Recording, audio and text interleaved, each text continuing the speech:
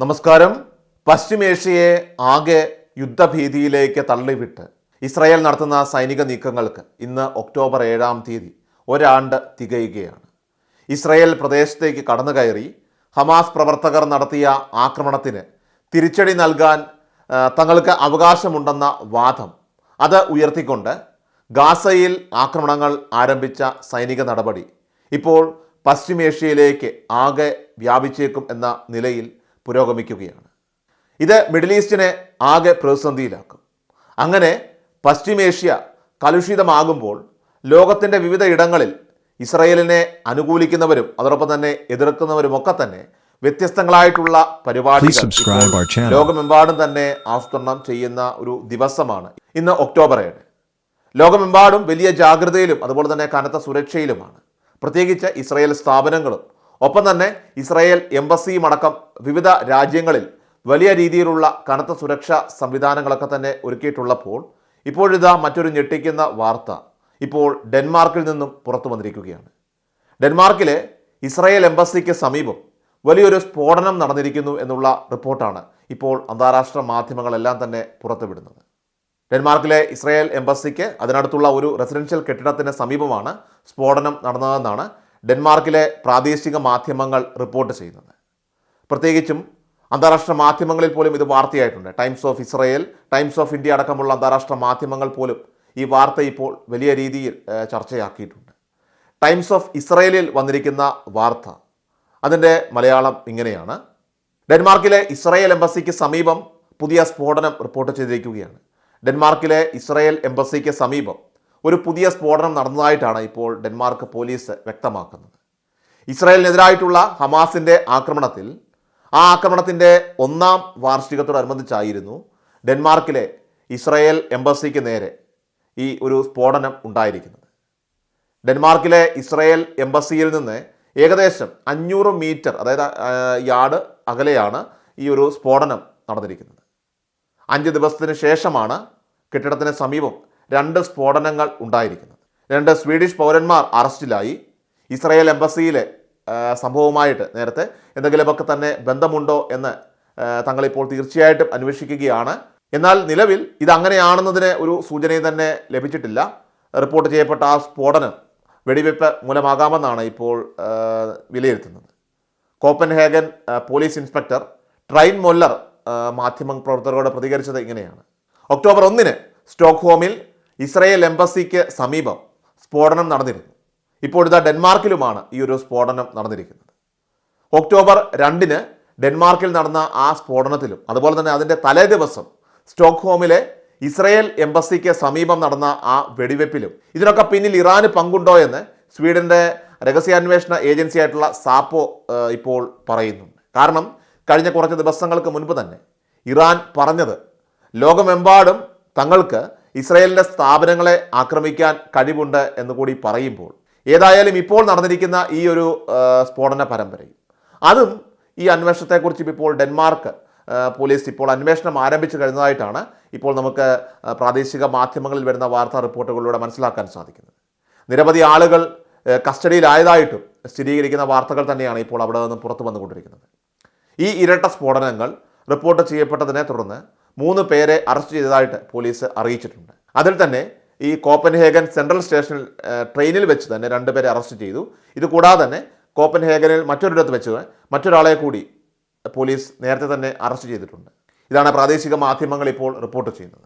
സ്വീഡനിൽ സ്റ്റോക്ക്ഹോമിലെ Israel എംബസിക്ക് നേരെ ചൊവ്വാഴ്ച വൈകുന്നേരം 6 മണിക്ക് മുൻപ് വെടിവെപ്പ് ഉണ്ടായതായിട്ട് പോലീസ് സ്ഥിരീകരിച്ചിട്ടുണ്ട്. 2 സംഭവങ്ങളിലും പരിക്കുകളൊന്നും തന്നെ റിപ്പോർട്ട് ചെയ്യപ്പെട്ടിട്ടില്ല. ഈ സ്ഫോടനങ്ങളും അതുപോലെ തന്നെ ഇസ്രായേൽ എംബസിയും തമ്മിൽ എന്തെങ്കിലും ബന്ധമുണ്ടോ എന്ന് പറയാനായിട്ട് പോലീസ് ഇപ്പോൾ വിസമ്മതിച്ചതായിട്ടാണ് റിപ്പോർട്ടുകൾ പുറത്തു വരുന്നത്. രഹസ്യാന്വേഷണ വിഭാഗമാണ് ഈ വിഷയത്തെ ഇപ്പോൾ കൈകാര്യം ചെയ്തുകൊണ്ടിരിക്കുന്നത്. പ്രത്യേകിച്ചും സ്ഫോടനങ്ങളും അതുപോലെ തന്നെ ഇസ്രായേൽ എംബസിയും തമ്മിൽ ഏതെങ്കിലും തരത്തിലുള്ള ബന്ധമുണ്ടോ എന്ന് അന്വേഷണം ആരംഭിച്ചതായിട്ടാണ് കോപ്പൻഹേഗൻ സംഭവങ്ങളെക്കുറിച്ച് ഡെൻമാർക്കിലെ ഇസ്രായേൽ എംബസി ഹാൻസൻ പ്രതികരിച്ചിരിക്കുന്നത്. അർദ്ധരാവിലെ കോപ്പൻഹേഗനിലെ പ്രദേശം വളയുകയും അതുപോലെ തന്നെ പോലീസ് ഉദ്യോഗസ്ഥർ സംഭവസ്ഥലത്ത് പ്രവർത്തനങ്ങൾ ആരംഭിക്കുകയും ചെയ്തതായിട്ടാണ് വാർത്താ ഏജൻസിയായിട്ടുള്ള അഗൻസ് ഫ്രാൻസ് പ്രസ് AFP-യുടെ ഒരു ലേഖകൻ നിരീക്ഷിച്ചിരിക്കുന്നത്. ഡെൻമാർക്കിൻ്റെ രഹസ്യാന്വേഷണ വിഭാഗമായിട്ടുള്ള PET സ്ഥിതിഗതികൾ സൂക്ഷ്മമായിട്ട് ഇപ്പോൾ നിരീക്ഷിച്ച് വരികയാണെന്നും അന്വേഷണത്തിൽ പോലീസിനെ സഹായിക്കുകയുമാണെന്നാണ് ഇപ്പോൾ റിപ്പോർട്ടുകൾ പുറത്തു വരുന്നത്.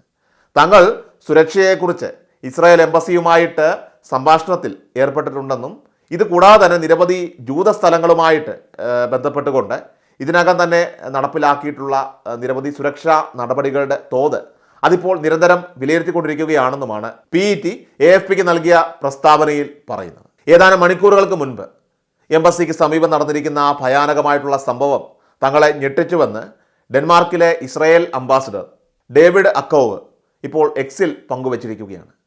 എംബസി കെട്ടിടത്തിന് നേരെ വെടിയുതിർത്തതായിട്ട് വിവരം ലഭിച്ചതായിട്ട് സ്വീഡിഷ് പോലീസ് അവരുടെ പ്രസ്താവനയിലും വ്യക്തമാക്കിയതിനൊപ്പം തന്നെയാണ് ഇസ്രായേൽ എംബസിക്ക് നേരെ വെടിവെപ്പ് നടന്നതായിട്ട് സൂചിപ്പിക്കുന്ന കണ്ടെത്തലുകൾ കൂടി അല്ലെങ്കിൽ ചില ഫൈൻഡിങ്സ് തങ്ങൾ നടത്തിയിട്ടുണ്ടെന്ന് കൂടി ഇപ്പോൾ അന്വേഷണ ഉദ്യോഗസ്ഥർ തന്നെ ഇപ്പോൾ വ്യക്തമാക്കുന്നു. എന്നാൽ അന്വേഷണം കൂടുതൽ ഗൗരവമായി തന്നെ ഇപ്പോൾ പുരോഗമിക്കുന്നതിനാൽ തന്നെ എന്താണ് തങ്ങൾ കണ്ടെത്തിയത് എന്നത് അല്ലെങ്കിൽ ആ ഫൈൻഡിങ്സ് എന്താണ് അവ കൃത്യമായി വെളിപ്പെടുത്താനായിട്ട് തങ്ങൾ ആഗ്രഹിക്കുന്നില്ല എന്നാണ് ഇപ്പോൾ സ്റ്റോക്ക്ഹോം പോലീസിലെ പ്രസ് ഓഫീസറായിട്ടുള്ള റെബേക്ക ലാൻബെർഗ് അന്താരാഷ്ട്ര മാധ്യമമായിട്ടുള്ള AFPയോട് പ്രതികരിച്ചിരിക്കുന്നത്. അതോടൊപ്പം തന്നെ ഗുരുതരമായിട്ടുള്ള ആയുധ കുറ്റകൃത്യങ്ങൾ, അതുപോലെ മറ്റുള്ളവരെ അപായപ്പെടുത്തൽ, നിയമവിരുദ്ധമായിട്ടുള്ള ഭീഷണികൾ എന്നിവയിൽ ഇപ്പോൾ കൃത്യമായിട്ടുള്ള രീതിയിൽ അന്വേഷണം ആരംഭിച്ചതായിട്ട് ലാൻബെർഗ് കൂട്ടിച്ചേർക്കുകയുണ്ടായി. ഈ പ്രദേശങ്ങളെല്ലാം തന്നെ ഇപ്പോൾ ക്യാമറകളുടെ കനത്ത നിരീക്ഷണത്തിലാണെന്നും പോലീസ് സജീവമായിട്ട് തന്നെ ഇപ്പോൾ അവരുടെ ഫൈൻഡിങ്സ് തെളിവുകളടങ്ങിയ വസ്തുക്കളൊക്കെ തന്നെ ശേഖരിക്കുകയാണെന്നും അവയെല്ലാം തന്നെ വിശകലനം ചെയ്യുകയാണെന്നുമാണ് ഇപ്പോൾ ലാൻബെർഗ് പറഞ്ഞിരിക്കുന്നത്. 2023 ഒക്ടോബറിൽ ഇസ്രായേൽ ഹമാസ് യുദ്ധം പൊട്ടിപ്പുറപ്പെട്ടതിന് ശേഷം സ്വീഡനിൽ ഇസ്രായേൽ താൽപ്പര്യങ്ങൾ ലക്ഷ്യമിടുന്ന നിരവധി സംഭവങ്ങൾ റിപ്പോർട്ട് ചെയ്യപ്പെട്ടിട്ടുണ്ട്. ഫെബ്രുവരിയിൽ ഇസ്രായേൽ എംബസിയുടെ വളപ്പിൽ നിന്ന് പോലീസ് ഒരു ഗ്രനേഡും കണ്ടെത്തുകയുണ്ടായി. ഇത് ആക്രമണ ശ്രമമാണെന്ന് ഇസ്രായേൽ അംബാസഡർ ഡേവിഡ് അക്കാവ് പറയുകയുണ്ടായി. മെയ് പകുതിയോടുകൂടി ഇസ്രായേലി എംബസിക്ക് പുറത്ത് വെടിയുതിർത്തു. ഇത് ഇസ്രായേലി താൽപ്പര്യങ്ങൾക്കും അതുപോലെ തന്നെ ജൂത സമുദായ സ്ഥാപനങ്ങൾക്കും ചുറ്റുമുള്ള സുരക്ഷാ നടപടികൾ വർദ്ധിപ്പിക്കാനായിട്ട് തങ്ങളുടെ രാജ്യത്തെ പ്രേരിപ്പിച്ചെന്നാണ് ഇപ്പോൾ അംബാസഡർ പറഞ്ഞിരിക്കുന്നത്. മിഡിൽ ഈസ്റ്റിൽ ഇപ്പോൾ പിരിമുറുക്കം രൂക്ഷമാകുന്നതിനിടെയാണ് സ്കാൻഡിനേവിയൻ രാജ്യങ്ങളിലെ ഈ സ്ഫോടക സംഭവങ്ങൾ കൂടി ഇപ്പോൾ ഉണ്ടായിരിക്കുന്നത്. ഇറാൻ ആകട്ടെ ഇസ്രായേലിൻ്റെ പ്രദേശങ്ങളിലേക്ക് ഇപ്പോൾ വലിയ രീതിയിലുള്ള മിസൈലുകളുടെ മാരകമായിട്ടുള്ള ആക്രമണങ്ങൾ അതുപോലെ തന്നെ ഡ്രോൺ ആക്രമണങ്ങളൊക്കെ തന്നെ നടത്തിക്കൊണ്ടിരിക്കുന്ന സാഹചര്യത്തിൽ ഈ ആക്രമണത്തിന് ഇറാന് തീർച്ചയായിട്ടും തിരിച്ചടി നൽകുമെന്ന് ഇസ്രായേൽ പ്രതിജ്ഞയെടുക്കുകയും ചെയ്തിട്ടുണ്ട്. ഇതിൻ്റെയൊക്കെ പശ്ചാത്തലത്തിലാണ് സെൻട്രൽ ഗാസയിലെ ദേർ അൽ ബലാഹിൽ കുടിയിറക്കപ്പെട്ടവർക്ക് അഭയം നൽകുന്ന പള്ളിയും അതുപോലെ തന്നെ സ്കൂളുകളും ഒക്കെ തന്നെ ഇസ്രായേൽ ആക്രമിച്ചതിനെ തുടർന്ന് 26ഓളം ആളുകൾ കഴിഞ്ഞ ദിവസം കൊല്ലപ്പെടുകയും നിരവധി ആളുകൾക്ക് പരിക്കേൽക്കുകയും ചെയ്തതായിട്ട് സ്ട്രിപ്പിൻ്റെ തന്നെ ആരോഗ്യ മന്ത്രാലയം അറിയിച്ചത്. ഇബ്നു റുഷ്ദ് സ്കൂൾ അതുപോലെ തന്നെ അൽ അക്സ മോസ്ക് എന്നിവ ലക്ഷ്യമിട്ടായിരുന്നു ഇസ്രായേലിൻ്റെ വ്യോമാക്രമണമെന്ന് ഫലസ്തീൻ ആരോഗ്യ മന്ത്രാലയവും വാർത്താക്കുറിപ്പിൽ വ്യക്തമാക്കി. ബെയ്റൂട്ടിൻ്റെ തെക്കൻ പ്രാന്ത പ്രദേശങ്ങളിൽ പോലും ഇസ്രായേലിൻ്റെ ശക്തമായിട്ടുള്ള ആക്രമണങ്ങൾ ഇപ്പോൾ തുടർന്നുകൊണ്ടിരിക്കുകയാണ്. ഇസ്രായേൽ അതുപോലെ തന്നെ ഹിസ്ബുള്ള സംഘർഷം ആരംഭിച്ചതിന് ശേഷം നടന്ന ഏറ്റവും തീവ്രമായിട്ടുള്ള ഒരു ആക്രമണമാണ് ബെയ്റൂട്ടിൽ കഴിഞ്ഞ ദിവസം ഉണ്ടായതെന്ന് അന്താരാഷ്ട്ര മാധ്യമങ്ങളെല്ലാം തന്നെ റിപ്പോർട്ട് ചെയ്തു. ഇസ്രായേലിൻ്റെ ഈ ഒരു ആക്രമണത്തിൽ ഹിസ്ബുള്ളയ്ക്കാകട്ടെ കനത്ത നാശം നേരിട്ടിട്ടുണ്ടെന്നാണ് ഇപ്പോൾ പുറത്തു വരുന്ന വിവരം. മാത്രമല്ല സെൻട്രൽ ഗാസ മുനമ്പിലെ ദേർ അൽ ബാലയിലെ അൽ അക്സ ആശുപത്രിക്ക് സമീപമുള്ള ഷുഹാദ അൽ അക്സ പള്ളിക്ക് നേരെ ആക്രമണം ഉണ്ടായത് ഇറാനെ ഇപ്പോൾ ഞെട്ടിച്ചിരിക്കുകയാണ്. മസ്ജിദ് ആക്രമണത്തിൽ 18 പേർ മരിച്ചതായിട്ടാണ് റിപ്പോർട്ടുകൾ പുറത്തു വരുന്നത്. അഭയാർത്ഥികൾ ഉൾപ്പെടെ തങ്ങിയിരുന്ന ആ പള്ളിക്ക് നേരെയാണ് ഈ ഒരു വലിയ ആക്രമണം ഉണ്ടായിരിക്കുന്നത്. ഈ ആക്രമണത്തെ തുടർന്ന് ഹിസ്ബുള്ളയുടെ എക്സിക്യൂട്ടീവ് കൗൺസിൽ ചെയർമാനായ ഹാഷിം സഫീദിനെ കുറിച്ച് ഇതുവരെയായിട്ട് വിവരങ്ങളില്ലെന്നാണ് പുതിയ റിപ്പോർട്ടുകൾ ഇപ്പോൾ പുറത്തു വന്നുകൊണ്ടിരിക്കുന്നത്. ഇക്കാര്യം ലെബനൻ സുരക്ഷാ വൃത്തങ്ങളെ ഉദ്ധരിച്ചുകൊണ്ട് അൽ ജസീറയാണ് റിപ്പോർട്ട് ചെയ്തിരിക്കുന്നത്. ഇയാൾ കൊല്ലപ്പെട്ടതായിട്ടും ചില വാർത്താ ഏജൻസികൾ റിപ്പോർട്ട് ചെയ്യുന്നുണ്ട്. കൊല്ലപ്പെട്ട ഹിസ്ബുള്ള മേധാവി ഹസൻ നസ്രുള്ളയുടെ പിൻഗാമിയായിട്ട് വിലയിരുത്തപ്പെട്ടിരുന്ന നേതാവാണ് ഹാഷിം സഫീദ്.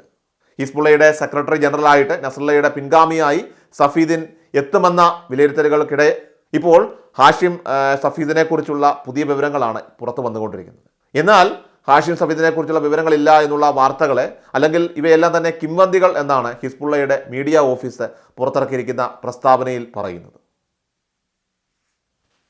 എല്ലാ ദിവസവും വാർത്തകൾക്കും യൂട്യൂബ് ചാനൽ സബ്സ്ക്രൈബ് ചെയ്യുക, ഫേസ്ബുക്ക് പേജ് ഫോളോ ചെയ്യുക. വാർത്തകളുടെ നോട്ടിഫിക്കേഷനായി ബെൽ ഐക്കൺ എനേബിൾ ചെയ്യുക.